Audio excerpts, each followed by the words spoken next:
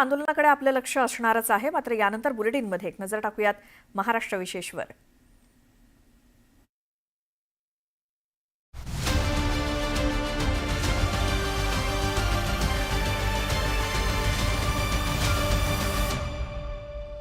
नमस्कार, मी विशाल परदेशी. महाराष्ट्र विशेषमध्ये आपलं सगळ्यांचं स्वागत. मित्रांनो, सरकार जनतेकरता असे कोणते निर्णय घेते जे जनतेला माहीत असणं आवश्यक आहे, आणि तेच सगळे वेगवेगळे निर्णय आणि घडलेल्या घडामोडी आपण बघणार आहोत महाराष्ट्र विशेषमध्ये. चला सुरुवात करूया.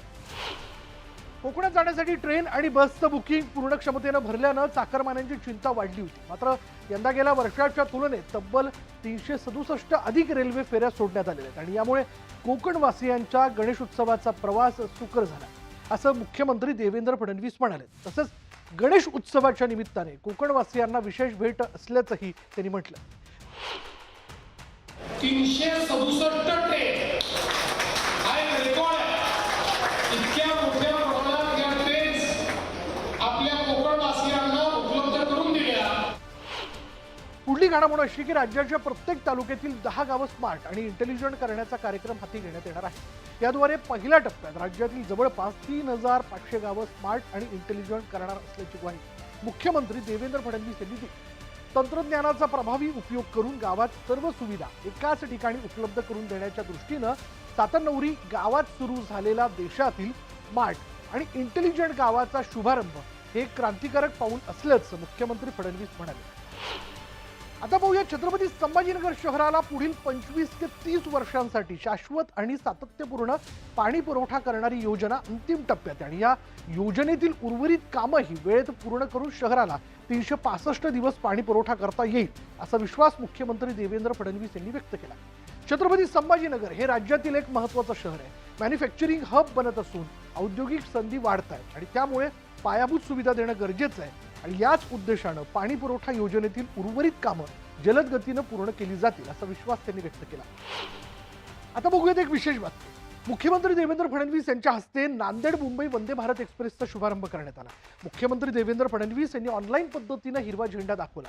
मुंबई ते नांदेड हे 610 किलोमीटरचं अंतर 9 ते 9.5 तासात पूर्ण होणार आहे. पूर्वी जालन्यापर्यंत धावणारी वंदे भारत आता नांदेडपर्यंत जाते, आणि या रेल्वे गाडीची क्षमता 500 वरनं 1440 पर्यंत वाढवण्यात आली आहे. तसंच गाडीचे डबे 8 वरनं 20 पर्यंत वाढवण्यात आले.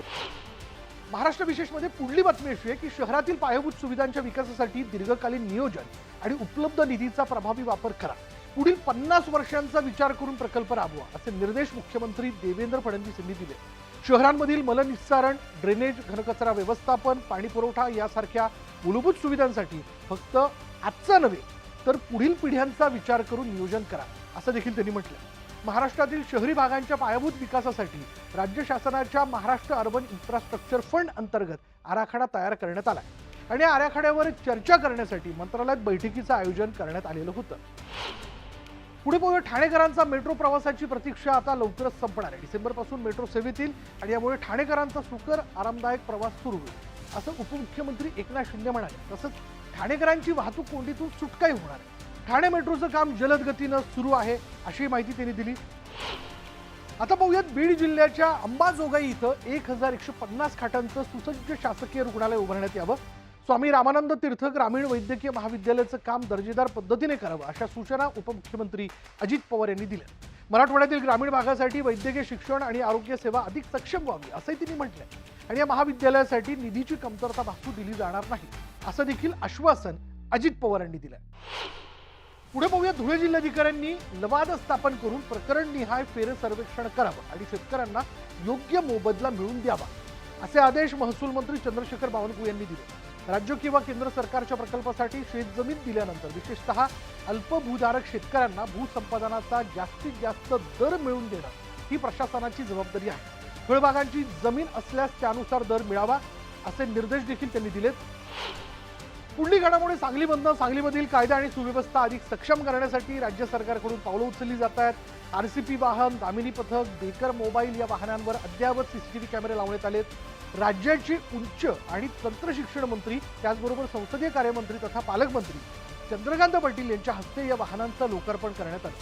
हा कॅमेरा जो आहे तो 360 अंशांमधनं फिरणार असल्यानं महत्त्वाच्या घटनेचा रिअल टाइम डाटा मिळण्यास मदत होईल. आज महाराष्ट्र विशेषमध्ये इतकंच. पहा फक्त न्यूज 18 लोकमत.